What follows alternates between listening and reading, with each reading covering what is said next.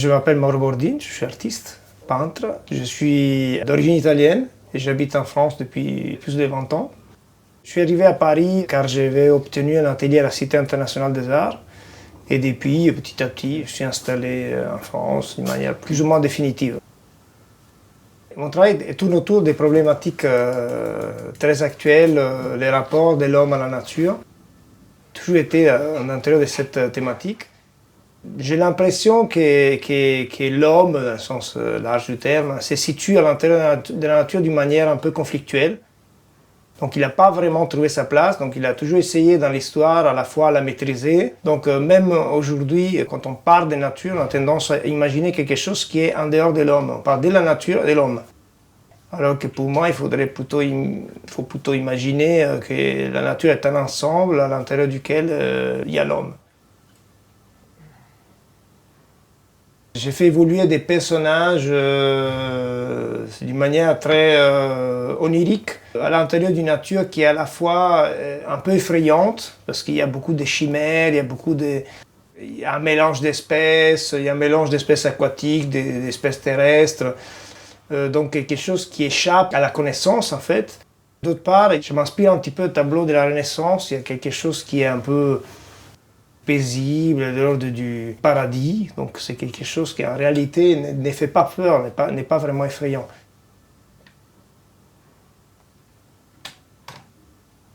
Donc, ces petits contrastes m'aident un peu à synthétiser cette idée qu'effectivement on est en relation avec cette nature et on a un peu du mal à trouver les repères à l'intérieur de cette nature. C'est une nature qui est à découvrir, mais justement dans une période, celle d'aujourd'hui, où on a l'impression que tout est déjà découvert. Donc un monde qui nous est présenté comme limité, un monde connu. Enfin, moi je montre à travers mes tableaux que c'est un monde encore largement inconnu à découvrir en fait. C'est un peu ça les noyaux un peu de l'aventure. Au début, quand j'ai réintroduit l'humain à l'intérieur de mes tableaux, parce qu'il y a quelques années, je travaillais plutôt sur l'absence de l'homme dans mes tableaux. Quand je l'ai réintroduit, c'était par des bouts, enfin, c'était des présences qu'on apercevait des mains, on apercevait des pieds, on apercevait des bouts.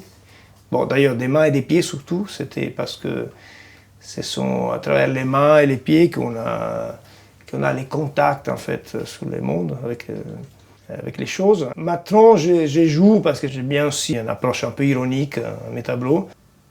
J'ai créé ces personnages qui apparaissent dans quelques toiles. Il y a bien un scaphandre avec des scaphandres qui sont vieux, quoi, des scaphandres comme au 19e siècle.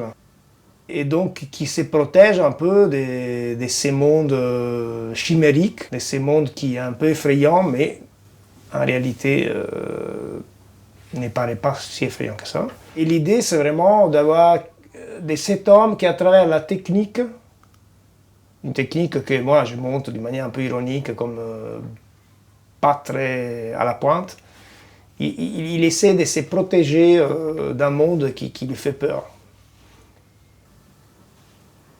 Mes tableaux, c'est un peu comme des fables, on raconte des histoires un peu à travers des animaux, à travers tous les éléments qui sont utilisés dans les fables, mais je pense que finalement, ils tournent autour du récit, quelque part, de la voyage, la recherche de soi-même, en fait. C'est un peu comme les voyages initiatiques, en fait. D'ailleurs, ce qui s'est fait beaucoup, par exemple, moi je trouve assez étonnant, c'est ce qui s'est fait beaucoup dans les films d'animation japonais, en fait. Des voyages vers l'âge adulte, avec des influences qui viennent de l'histoire de l'art, qui viennent des religions. Ces tableaux-là, c'est une scène religieuse détournée, c'est une sorte de visitation. Et ça rappelle la princesse Mononoke parce qu'en fait, les dieux de la nature étaient une sorte de cerfs, des mégaceros. Et là, effectivement, c'est une sorte de princesse vierge, une vierge cerf, qui tient dans ses bras soit un robot, soit un petit scaphandrier, un petit personnage. Et c'est une sorte de naissance, et il y a des animaux qui sont complètement, des animaux chimères, qui viennent quelque part assister à cette présentation de l'enfant. Et les derniers, en fait, dans la rangée, dans la liste, c'est un homme. C'est un homme qui a l'air quand même assez démuni avec toutes ses affaires. C'est un sort de voyageur, un homme un peu perdu, on dirait. Et qui s'étraîne. Et c'est le seul, en réalité, qui arrive humblement et qui est penché, alors que les autres, ils ont quand même une air plutôt à l'aise. Moi, j'utilise souvent les récits religieux parce que pour moi, la religion était aussi une façon c'est une façon déjà de raconter l'histoire, l'épopée de l'homme et la naissance en fait de l'humanité et la naissance du monde et aussi voilà, essayer de les placer dans les contextes naturels. Si on observe un animal comme un chien, qu'il est apprivoisé, habitué à vivre avec l'homme depuis toujours, depuis très longtemps, on se rend compte que lui, il ne se protège pas. Un animal ne se protège pas. Il a les mêmes bactéries que la rue, il lèche, il goûte voilà, les odeurs, tout ce qui se passe autour de lui rentre à l'intérieur de lui. Donc il en fait partie. Et en fait, on constate qu'il n'est pas plus malade que nous, en fait. Alors que nous, on est toujours en train de se protéger, comme si tout ce qui est en dehors de nous était en danger.